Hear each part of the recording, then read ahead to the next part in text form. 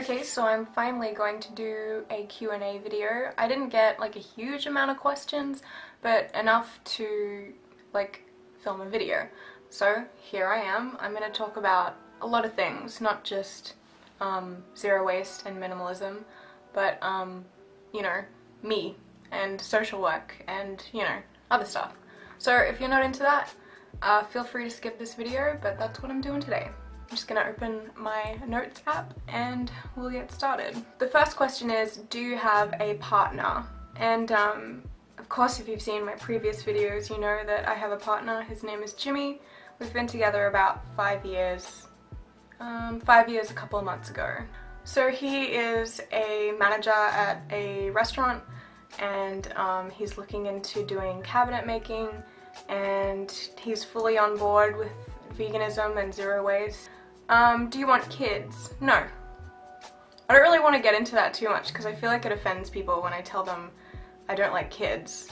I don't like kids. I never will like kids. I don't understand why anyone would like kids. Jimmy and I both, not a fan. I don't think we'll ever have kids. He's gonna have a vasectomy as soon as we have the money to do so. Do you have any pets? I have 2 dogs. Well, they're not mine, they're my parents'. I still live with my parents. There's a West Highland Terrier and a Scottish Terrier. I'll put lovely pictures right here for you. Wow, aren't they just the cutest things? Here's a more serious question. I liked this question. So, how do you deal with friends and family that don't care about zero waste? This person specifically gave the example of being at a 60th birthday that had a lot of disposable, like single-use plastic, cutlery and plates and stuff. And I felt like this question kind of had 2 parts. One part is in terms of like advocacy. So do you be annoying and go up to everyone and say how terrible it is that they're using single-use plastics? Do you plant the seed kind of that, you know, next time maybe they should think more about that? And the next part of the question is, like, how do you physically deal with that? You know, you don't want to use those things, obviously, because they're terrible, but, like, you don't have a choice, maybe. So in terms of advocacy, I'd like to say that I'm an amazing life changer and I go up to people and you know, change their habits about things all the time, and, you know, I scold my friends and family about using single-use plastic and waste and stuff. But I do not, like, I don't say anything. Because realistically, like, you'll have to get over it. You live in a world where most of the people around you don't give a single fuck. And that's really sad and stuff, but, like, you can't go up to people and say, are you aware of climate change, and are you aware of landfills? And it's like, they don't give a shit. I'm sorry, but that's just how it is. They either don't give a shit, or they're ignorant, or, you know, a little bit of both. So, in terms of being at a 60th birthday party, where all the things are, you know, plastic, it's a celebration, you know? You'd kind of just look like an asshole if you went up to the host and was like, that's shit, you shouldn't do that. That's just kind of how it is. And, you know, we really have to lead by example. We can't just tell people this is how you're supposed to live and, you know, this is the right way to live, because people don't listen that way. And being aggressive doesn't work either. I know I've learnt a lot from being vegan. In the start of my veganism, I was so shocked and appalled, and I thought no one knew and I had to tell everyone. And so I was doing all this advocacy and stuff and being aggressive, and it doesn't fucking work. People don't care.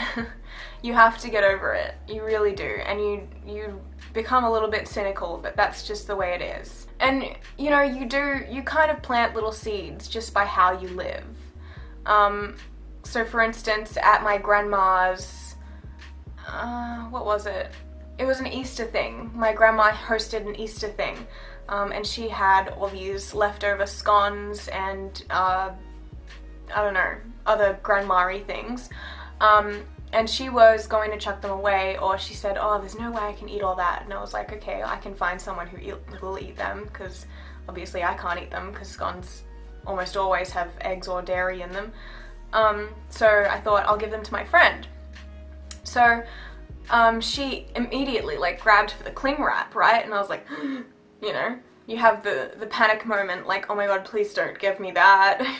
But I don't want to be an asshole and like say stop. So like what you do is you just go, oh, that's okay, like I already have a, you know, I have a container, I have a handkerchief, or, you know, whatever. And she said something about like, oh, but no, you can just use a cling wrap and then it's cleaner, because I had a hanky and I was just going to put the scones in a hanky. And she said, why would you, you know, want to use the hanky? Oh, my dog, what? The pants are off. Anyway, what was I saying? She asked me why I would prefer to use a hanky than cling wrap. And I said because that goes straight to landfill and you know, it's bad for the environment. And she said, oh, okay. And it's not that she's like gonna change her ways, but that little seed has been planted and, you know, she might remember. I don't know, that's kind of what I hope for, at least. In terms of like physically dealing with that situation where all you have is disposables, so zero waste is all about being prepared, right? Like, we're very aware of that we need to prepare for things. So what I would do in that situation is I would reach into my backpack and I would get the little stainless steel container that I have, and I would use that for all of the food that I got that day. I know that some people don't have that option, and so I'm going to pretend that that option isn't there. But that's what I would do. Or I'd go to my car, or, you know, I would find something that I could wash and use. If you don't have that option, if you haven't prepared anything, then just use it. Like, or just use your hands, or just use a hanky. But like, realistically, if you have to use the cutlery or the plates, just use it. Don't dwell on it. If you can't, you know, if you're producing waste, like, it's fine.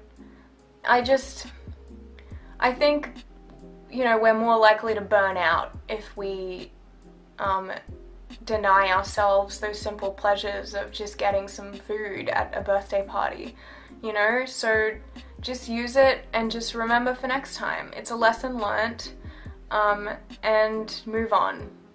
The next question is, what do you use instead of baking paper, and is it that bad? Why is my battery flashing? I literally just charged it. For baking paper, I use a silicone mat. It is this. So you just put it in your tray and you put your stuff on it, and that's it. And it doesn't melt or get hot, or, you know, it just chills out. And that's what I use as baking paper. You know, there are obvious issues with getting a silicone mat as baking paper. Like, it's still plastic at the end of the day, right? And, you know, the transport to get it to me, I got it off eBay. You know, the packaging it came in plastic packaging. You know, there's a whole host of issues with getting something like that.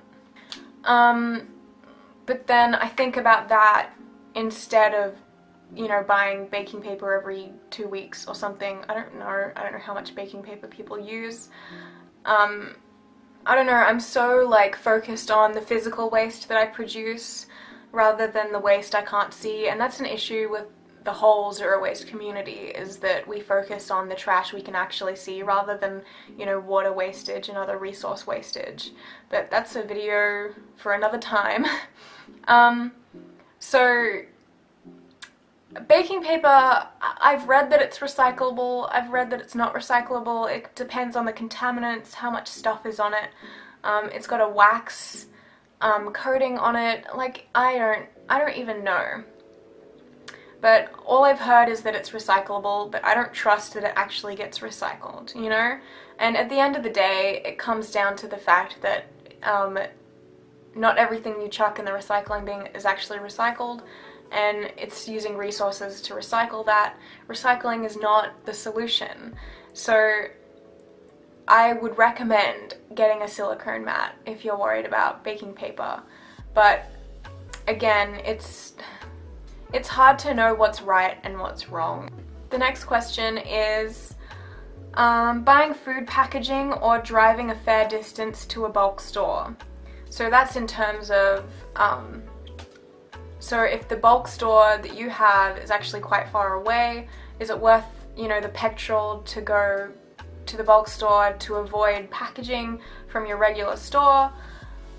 And again, this is just such a complicated question because it comes down to the fact that we focus on physical waste rather than, you know, the resources that we waste.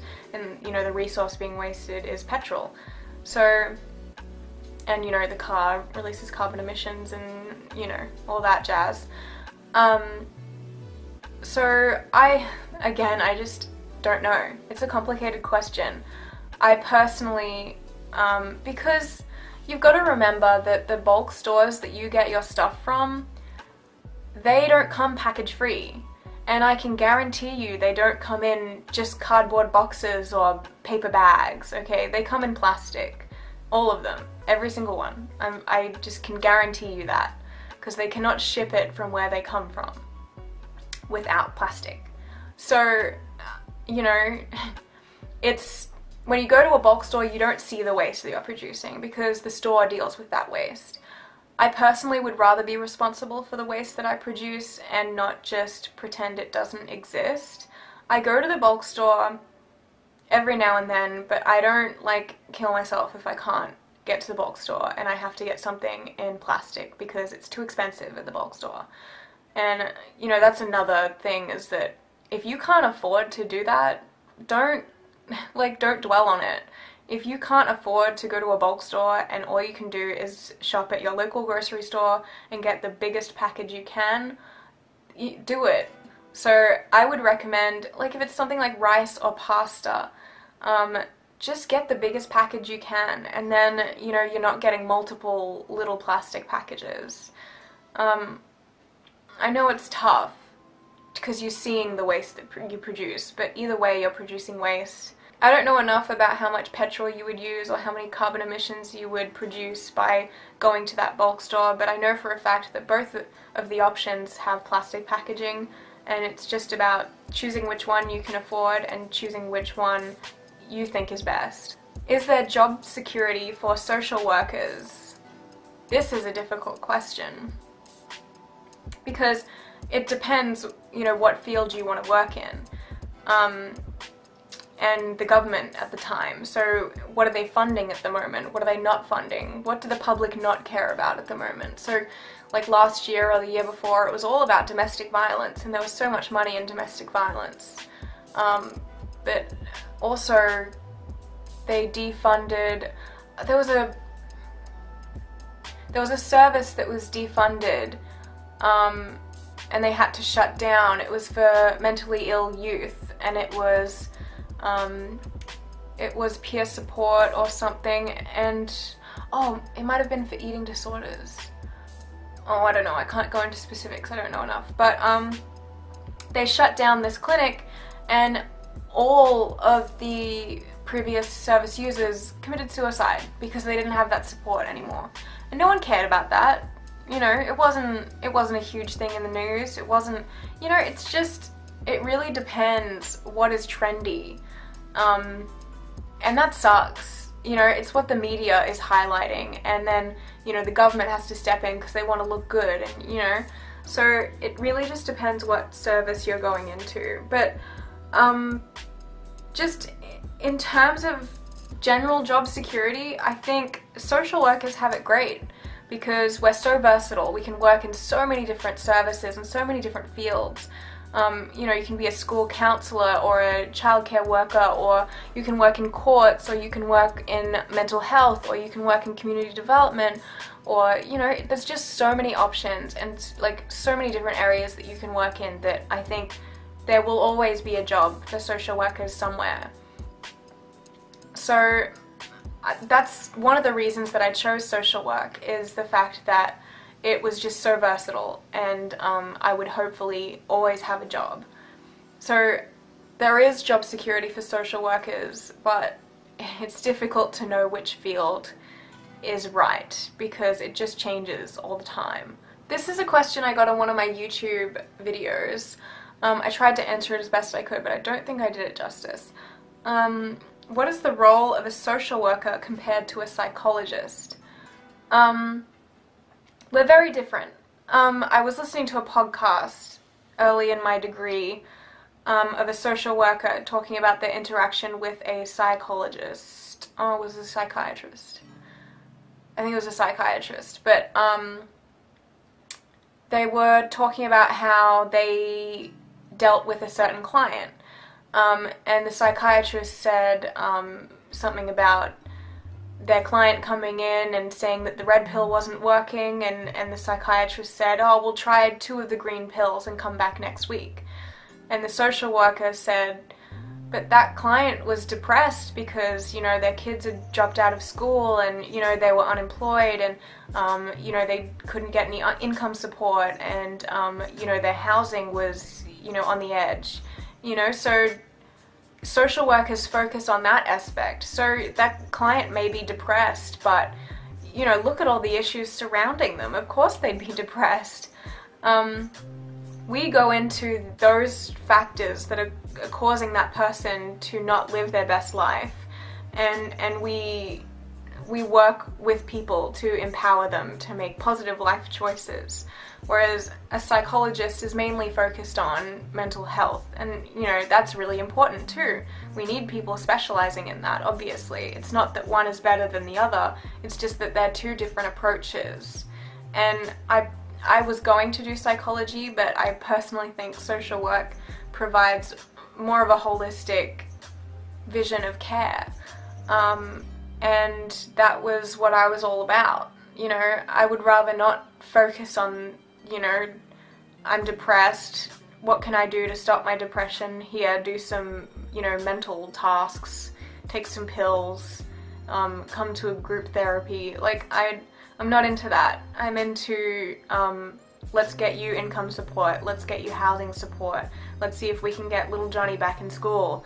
You know, it's just a lot more holistic, and probably the support like I would have wanted in my past. Those are all the questions, and thank goodness my camera didn't die. That's very lucky. It's still blinking. If you have any other questions, feel free to leave them below. Otherwise, I'll see you some other time. I'd really like to do a video about like what I've stopped buying, because I think I've stopped buying a lot. And minimalism saves a lot of money, zero waste saves a lot of money, but also costs a lot more. Anyway, I'll see you next video. Thank you for tuning in. Bye!